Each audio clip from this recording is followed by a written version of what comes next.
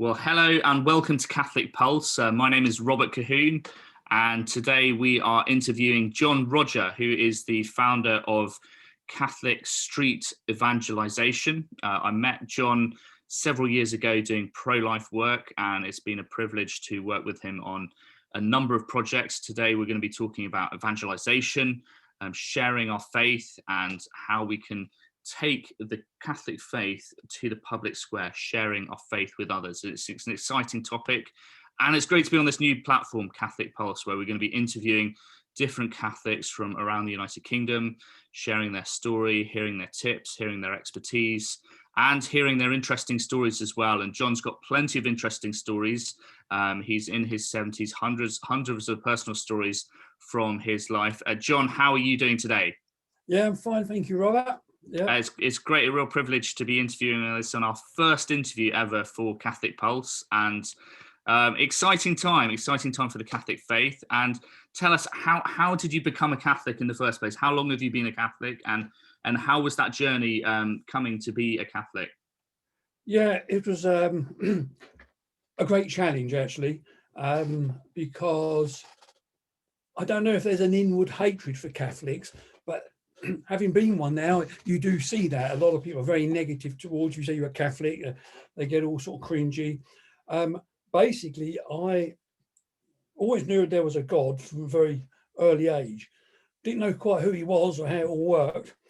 But about 1989, 90, I had an experience that I won't bore you because your own personal experience, people might not believe it, but it was so real. I knew God was real, and I knew he knew me, and I didn't running off to an Anglican church immediately because I thought that's the only church I knew. So I went around to see the vicar around there and said, look, God's real, what do I do? I think he was in shock, if I'm honest. He hadn't come across anyone like that. But anyway, I started going to the prayers and all that stuff, doing all the things I could do, but that didn't rest. And that journey went on for years and years. I went to different places. I went to Holy Trinity. I did also Methodist. I just went everywhere doing different churches, and I just couldn't get any rest. But I was out, meanwhile, going out on the streets for the last sort of 20 odd years. We'd go to London 3 or 4 days a week, just taking the gospel. I had a box once. I used to stand on a box and just preach, talk to people.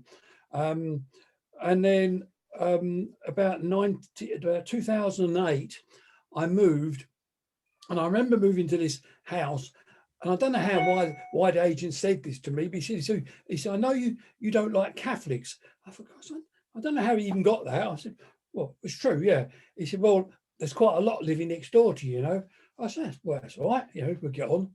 So I got in there, and one day I was going out with my boards. I had all these boards about believe in Jesus and all that. And this priest come out to me, and he said, I'm your neighbour. I think it's Father Andrew Pinson. I said, good to meet you. And he said, well, what are you doing? So I said, well, I'm just going out to Windsor to proclaim the gospel, see if I can get, God will get some people saved. Wow, he said, that's amazing. He said, I wish us Catholics were there. Anyway, that was the beginning of like a relationship. And one of the things that shocked me, his absolute love for Christ. Absolute love. So I thought, I don't know, it shocked me because I just didn't realise that. And anyway, we started talking. Now he's an intellectual, he's got degrees, he's a philosopher, he's done everything. He worked at CERN. This is an intellectual man.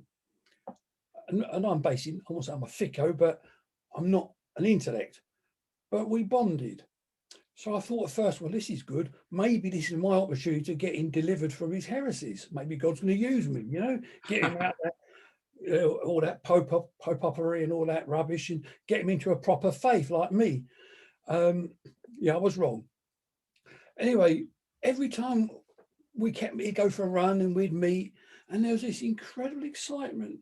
When you meet someone who's a kindred spirit, irrespective of what he was, it was just, we talked about Thomas Aquinas, we talked about Blessed John Henry, we studied that, we looked. And my wife, Pam, just loved him because his knowledge of history, all the things I said, Pope is all waste of time. And it took a long time. And I'm going to tell you now, it took a long time.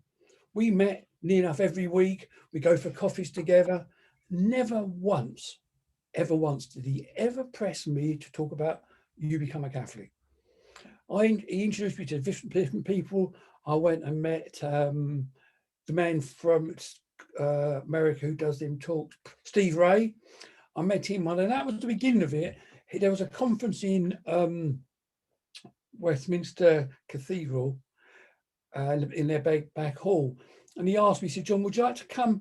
This Steve Ray, he was a former, whatever he was, Protestant or something, I don't know what he was. Anyway, he said he did a talk, so we got up to this big hall and it was packed. And when we went in, everyone was going, hello, Father Andrew, bowing to him. Everyone sort of knew him, And he said, where do you want to sit? I said, well, can we sit at the back? Because I thought, well, at least I can escape then, get out quick.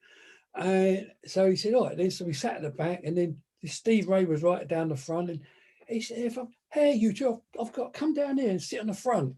So now I'm sitting right at the front. And he'd done a really good talk. It was a very, very good talk of his conversion. And how he's on this massive ship and they're all going to the celestial city. They got those confessionals and all that. And then everyone jumped off the boat with all their little rowing boats and went on their different places.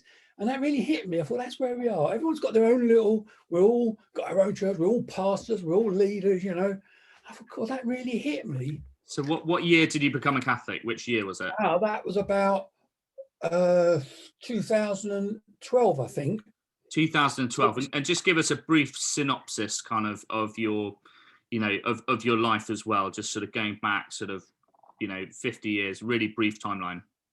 Oh no, I mean, yeah, it's a difficult one. I mean, at the moment I'm in the middle of trying to write a book about it. My mother was Austrian and come over here just before the war, so she should have really gone back to Austria. So I don't know how she did that. My dad was from Scotland. So my mother was baptized a Catholic, which I found out only recently. Never spoke about God.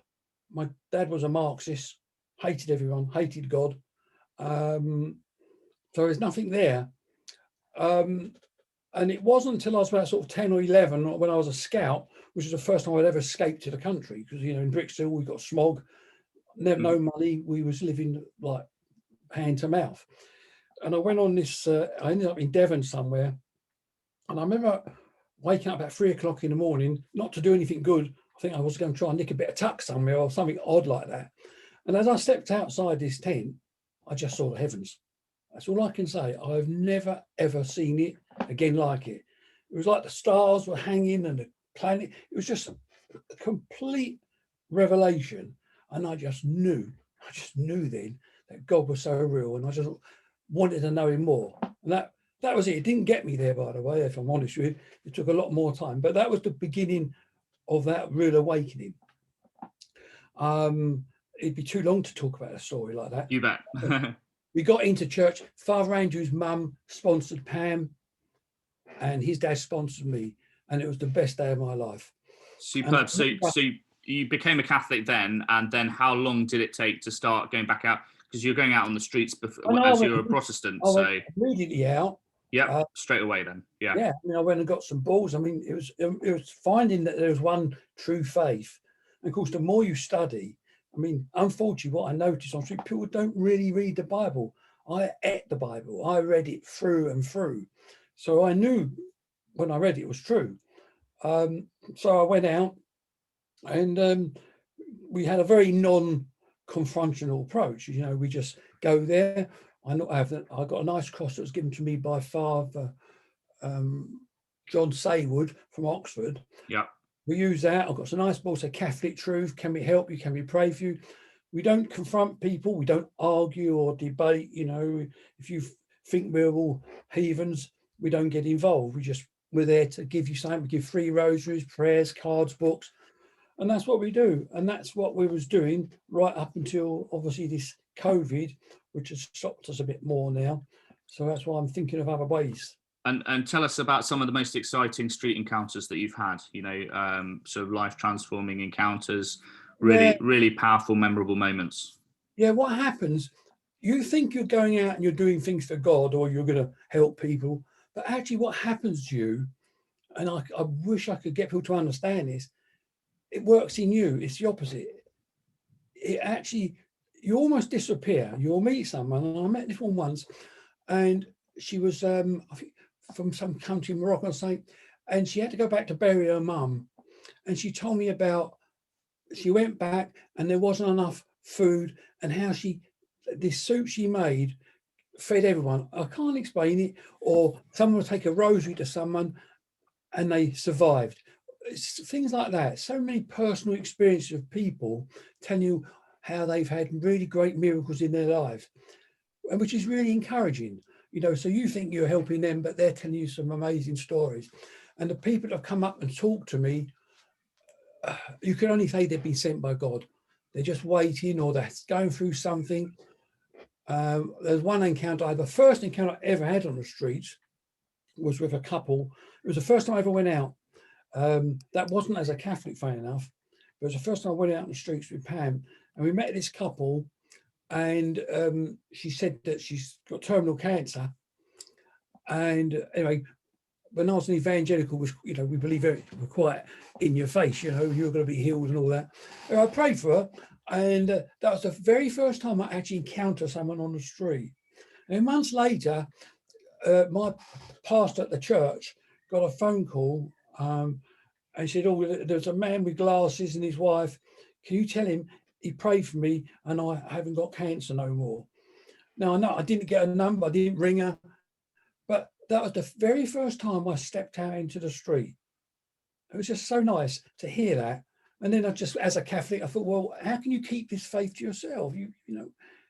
Let's get out there and share it. Exactly. And, how pressing is it for Catholics to evangelize today? I mean, a lot of people just come to church and they think, we just need to be there on Sunday and sit in the pews. But, why do we need to share our faith with others? And, if you listen to the homily, any homily, all you keep saying is, go into the marketplace, share your faith, show the love of God.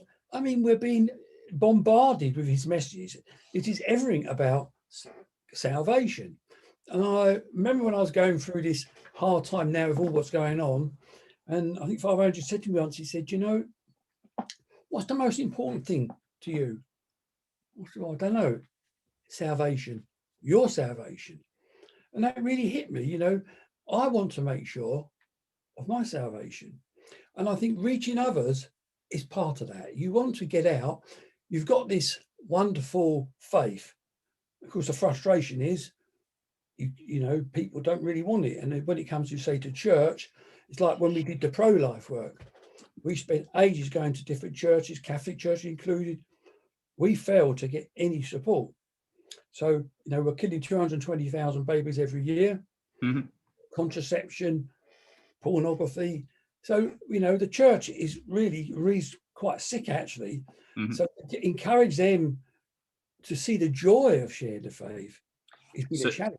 So, what tips have you got for those who want to share their faith as Catholics, who want to evangelize? What help can you offer them, and how can you be able to do that? Well, the strange thing is, it's so easy. You just do it. There's no, I need to know more, I need to read books. Hey, get a life. The apostles didn't study everything. They just went out there. Mm-hmm. The man they healed, go and share the news.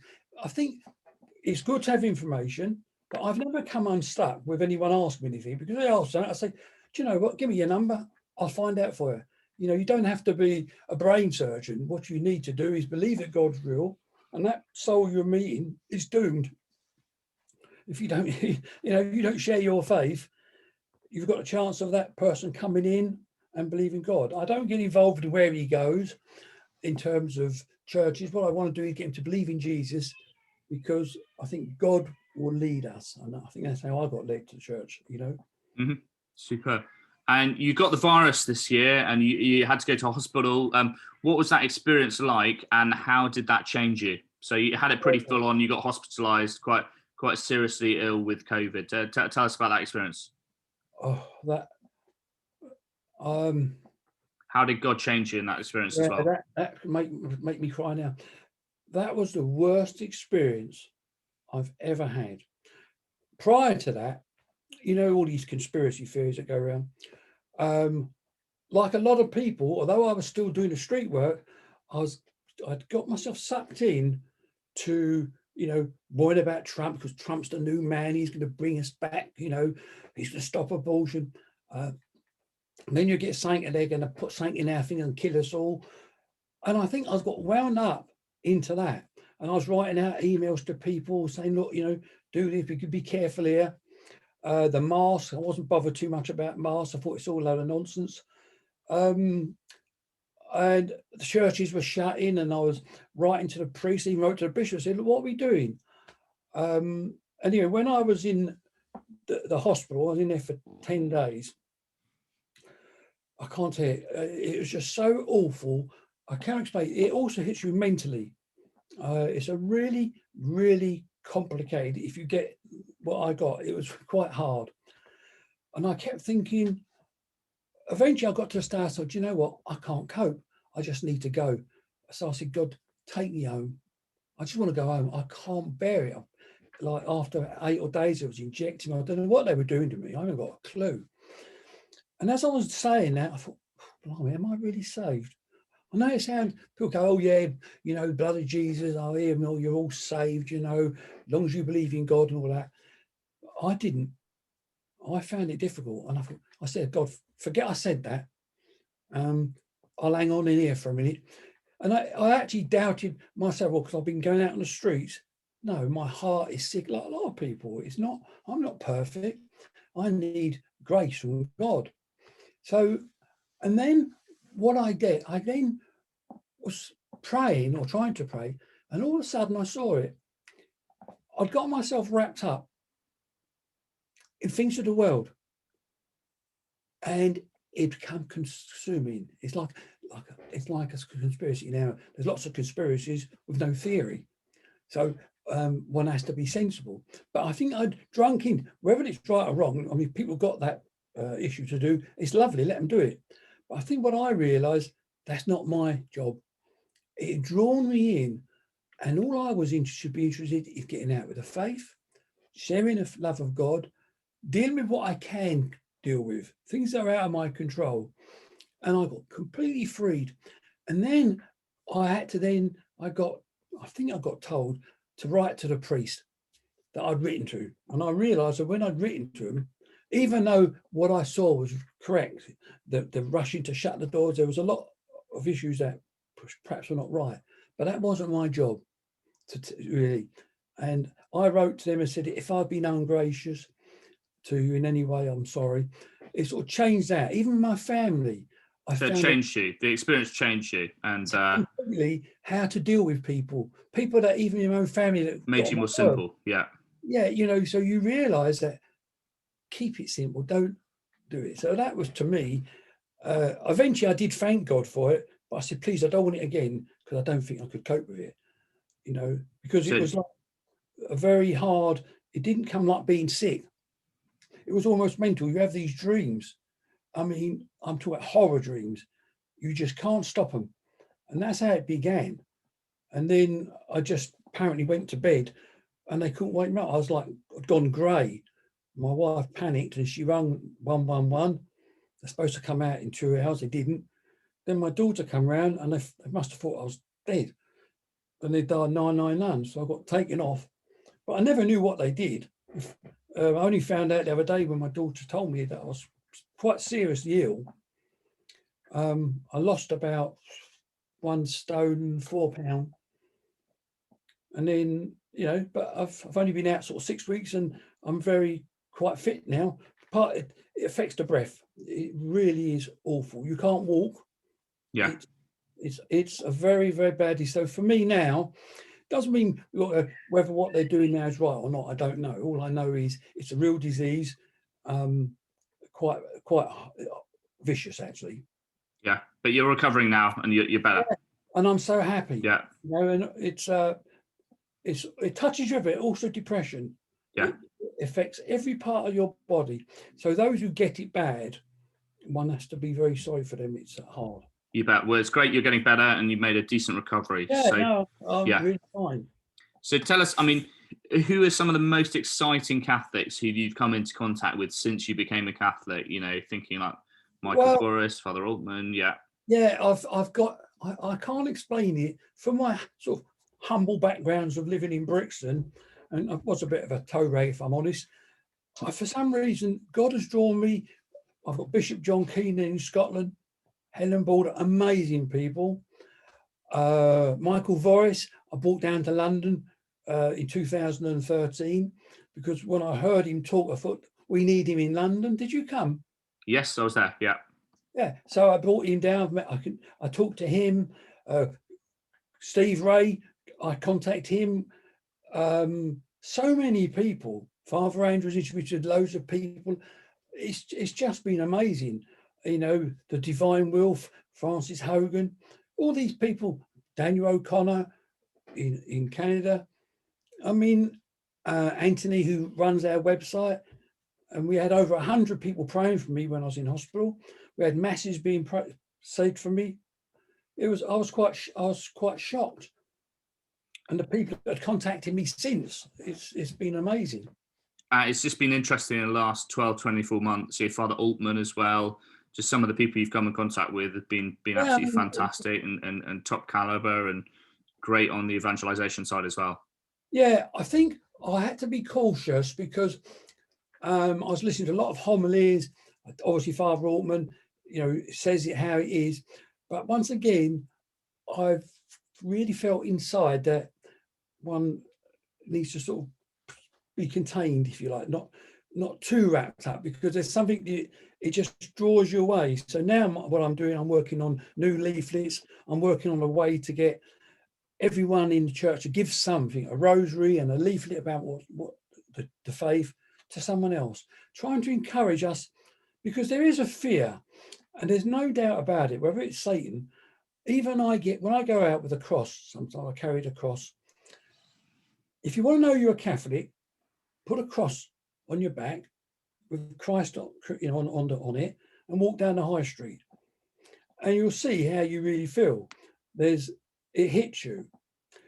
You have to break that, and that's not real, but it's a way to stop you doing anything. And it's only that fear. But once you do it, once you've stood on that road and you meet someone and you pray for them, or they ask you and you help them, it changes.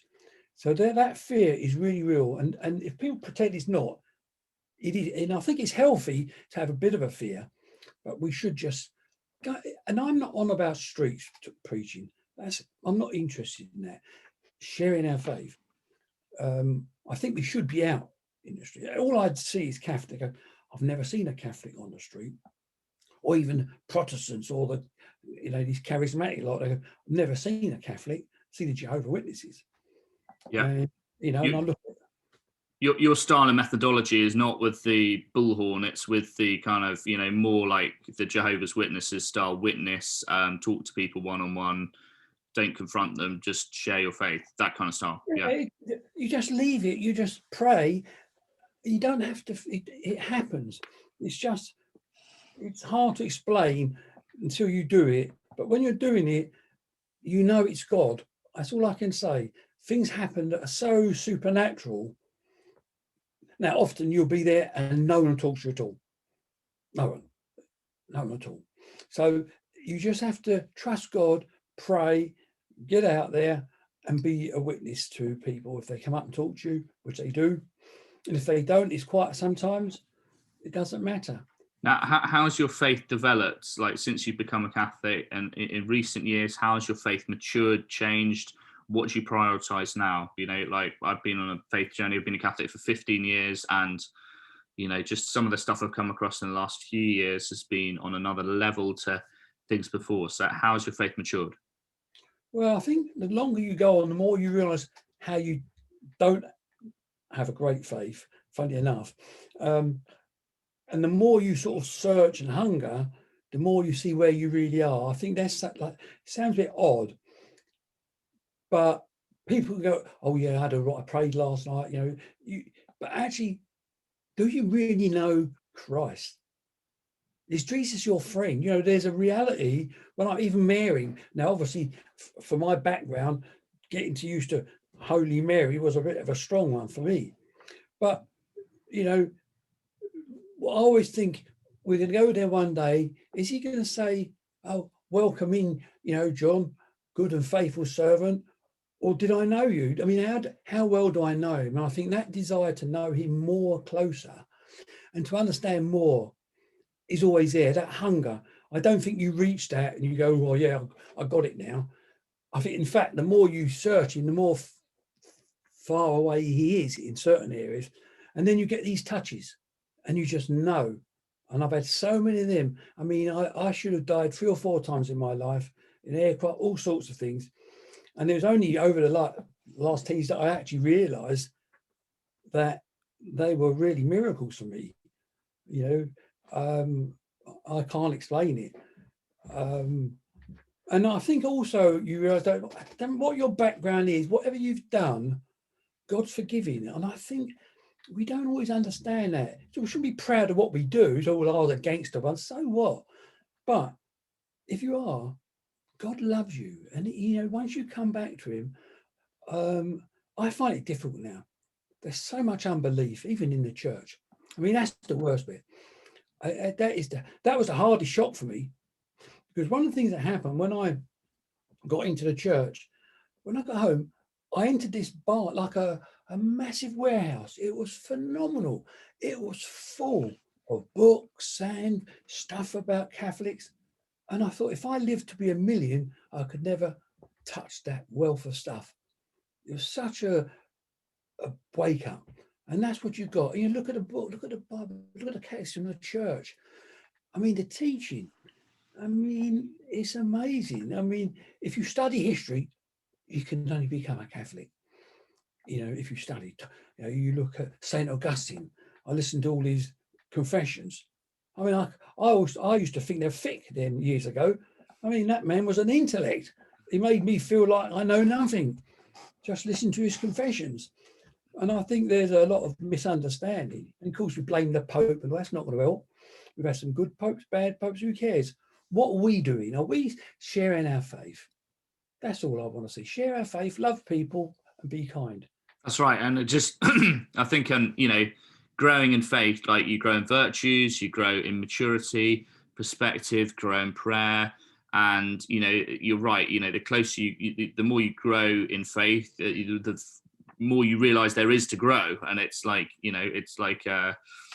it's a changing dynamic over time, and just realizing that the depth there is to our faith, the mystery, the history, the incredible teaching that there is. You're right. If you studied history, Western civilization is founded upon the Catholic Church, and here we have this most incredible faith, and to bring it alive and to bring it to the streets is an awesome work. We're talking about salvation of souls.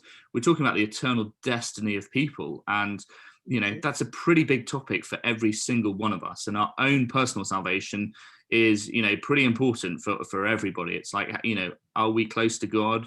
Where are we in our spiritual life? And, the first thing is to be an incredible witness, to perfect our own witness first and foremost, so that we can witness to other people. And what a mission you're doing. You're talking about sharing the Catholic faith, the most incredible thing that God has ever given us, this incredible faith that is life transforming for any single person on earth.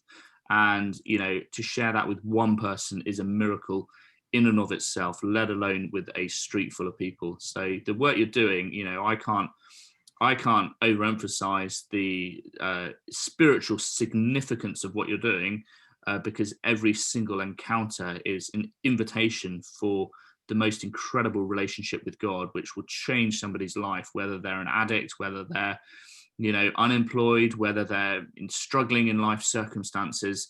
God can touch their lives, and all it takes is an act of the will to begin to change somebody's life. An invitation, a simple leaflet, a rosary, whatever it is, that simple invitation. And 99 people might say no, but if one person says yes, then you're going to hear rejoicing in heaven over that. So You know, this last year has been really tough, you know, for everyone. And we've got the restrictions, the lockdowns, the curtailments of civil liberties in 2020, 2021. You know, obviously you haven't been out on the streets as much as you would have liked to have been. But, you know, what can we do in the present time to witness to our faith? We can still witness online. We can still go out, you know, that dynamic. How's that? How have you sort of worked out that dynamic? I think the other thing you have to realise that it's like, obviously, going through this, being out of hospital and watching the lockdowns, and you get angry and you can't meet your family. But God's in charge, and there's a peace you can get, because really it's his kingdom, it's his world. So in a sense, you need to find that inner peace as well, because what's going on is going on.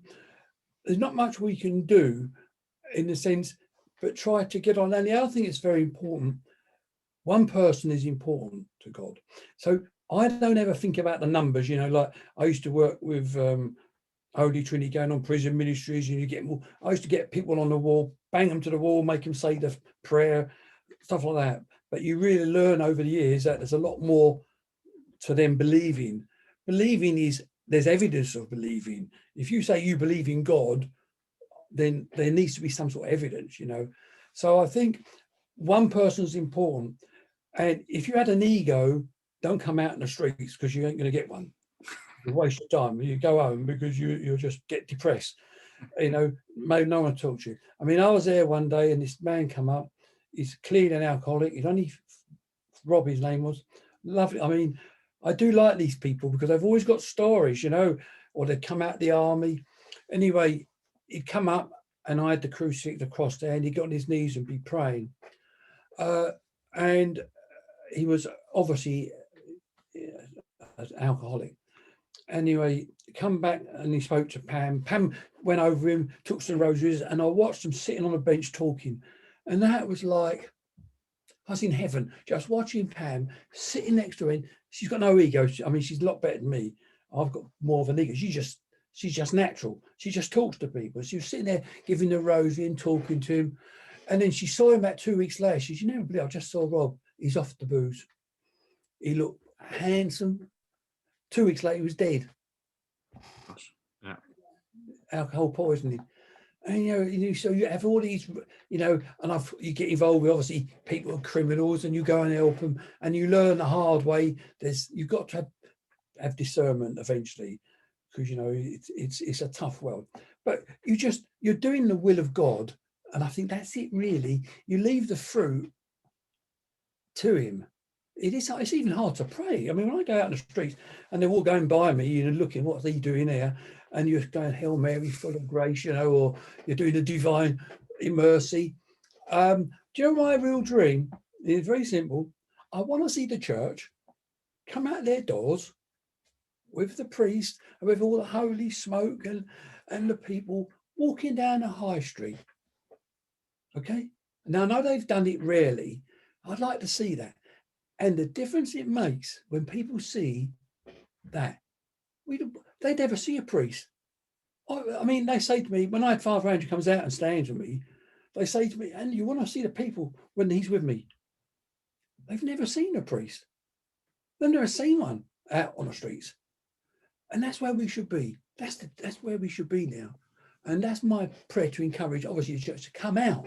Even we just did a walk once a month, even first Saturday in the month, little walk, singing some lovely hymns, doing beautiful hymns the Catholics have got.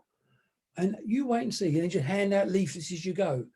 But I can't ever see that happening in my lifetime. But that's something I want to see happen. Well, it happens with Corpus Christi processions and you know some street sort of events and that kind of thing. So it does happen here and there, but it could happen a lot more. Yeah, but when you see that and you see the people bowing as they go by, that's why.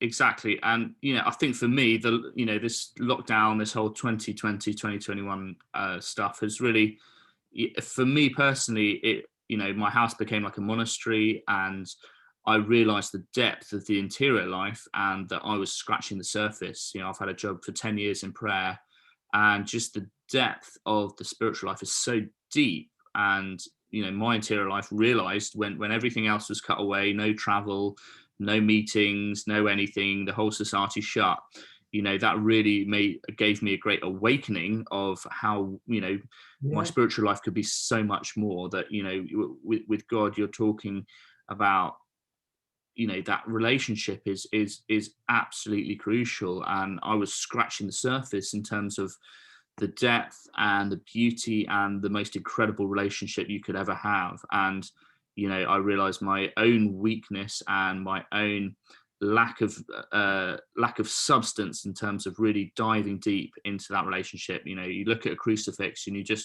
you realize how much God loves us. You realize how much what he did for us. And, what are we doing in response to that? That our sins wound God, and that's part of the crucifixion. That, what we've done in our life against God, we've got to make reparation for the things that we've done wrong. But also we can dive deep into this most incredible relationship. And, this work of sharing faith with others is, participating in sharing God with others. And that's incredibly exciting. But we've got to know him personally first and have a profound relationship with him. And that profound relationship just keeps on getting more profound over time, that the deeper we go in knowing and loving God. And, that's just jumping into endless sea of an endless sea. Like there's so much to our relationship. So if we can be stripped back, we need our own emptiness, so that, we need to strip ourselves of whether it be attachments, possessions, or whatever it is, in order to jump into that relationship. And then, when we have no intentional sin in our lives, when there's nothing in the way, that's when God can enter into our lives at a much deeper level. And, that is a process. And coming out to Lent, this is a time for purification. Some of us need healing. But to start off, we've got to strip ourselves, make ourselves empty, so that God can fill us and fill us with the Holy Spirit. So if you could ask God one question, what would that question be on any mystery? Or, what if you could just ask him one question, what would that be? Oh, that's a good one, Robert. Tricky one. Put you on the spot there. Yeah. I don't. You're right. The knowing God. People say, "Oh yeah, I've got a personal relationship." I think, well, what's that really mean? And I have to change myself. Do I have that relationship? How much I talk to him? I don't know. I think really we all want that confidence, don't we? Like we talk about salvation, we're all going to be saved, and and then you'll read something in the Bible, and you think, oh my Lord, I'm useless there. I don't know. I think it is a journey. We know he's real, those who believe in him. I used to say to people one day, if I went to a machine and it said, press this button here and you're going to get 10 million quid on a lottery. Just say that you press this, here's a button, you press this button and God will speak to you for 5 minutes. Okay? I want that button. I don't want the 10 million quid. I don't want nothing. And that's what I've learned from having COVID. I am not interested. I know I've got to survive and eat, but my walk with God is it. And I always said that, even when I was an evangelical bloke going around, I said, I would press that button. I would. Now, what I'm going to ask him, what he's going to tell me, I don't know, but I hope it'd be good, But I think, lovers of money, lovers of self, come on, that's where we are today. We're not interested. The church, look, they talk about the real presence. Now, I struggle with the real presence. When I'm eating a bit of bread, now I'm now embracing the body and blood. That's a revelation. I can't just run it, but that's what made me think more. And I remember when I went to get the host about 3 weeks ago, I went to a Latin mass. It was lovely. I wept to get back to receiving it. I just said, God, help me to realize how real you really are, because it's not. You can pretend, you go, well, I've received the body, but actually there's a depth that we need to get to sometimes. I think we're a bit artificial, and I really wanted it. And I know when I got those, I just want to cry because it's been so long since I've done that. So it's a journey, and God loves us, and I think He loves us where we are. I think we might worry too much about it, but I think I'm on the cautious side. Some people say, "Well, I go to church, I'm saved, fine." Well, I say, God bless you, but I don't have that confidence. I've never had that where I think, "Oh, yeah, Jesus loves me." I just look at my history and I think, "God, dear God, why He still loves me, I don't know." But I've been saved. I've gone through some incredible experiences. I shouldn't be here, but I am, and I got through that COVID. I'm 76, and that was, sort of life-changing, really. But I'm here now, and I'm alive. So let's get some more people saved, Robert. You bet. Well, it's a fantastic mission and ministry you're involved in, and this is just the beginning. It's like getting on the streets, sharing your faith with others is super exciting. That's what I've been doing for many years. You've got to go outside your comfort zone. A lot of people, a little bit initially hesitant at that kind of approach, but it takes us out of ourselves, and we've got to have that. We've got to know God, we've got to love Him, and then we also have to share God with others and share our faith with others. And what a better place to do that than in the public square, on the streets, sharing the love of God with others and inviting other people to know and love Jesus Christ. And nothing could be more exciting than that. This is where it's at, and this is how our hearts and minds are changed, one person at a time. So I really commend the work you're doing. It's counterintuitive in the culture of the church at this particular point in history. But John, it's been a privilege interviewing you today. We're looking forward to interviewing more people on Catholic Pulse in the coming weeks, and just interviewing some of the best Catholics in the United Kingdom and beyond. That's an exciting journey, hearing people's stories. But John, it's been a privilege interviewing you today on Catholic Pulse. May God bless your ministry. If you want to find out more, go to catholicstreetevangelisation.co.uk. You'll see a fantastic website full of resources, tips, help, stories, news, blogs, videos, all about the Catholic faith and sharing it with others on the street. Very simple. This couldn't be more straightforward of getting out on the streets. We need more Catholics out there. We need to share the faith with others. We need to invite people to come and know and love Jesus Christ and know the true history of the Catholic Church. So keep up the amazing work, John. It's been really great interviewing today. May God bless your ministry. God bless your ministry. I hope you get more people on the streets and more leaders out there in cities and towns around the country. And we look forward to interviewing more guests on Catholic Pulse in the coming weeks. God bless you, and thank you for listening today. Thank you.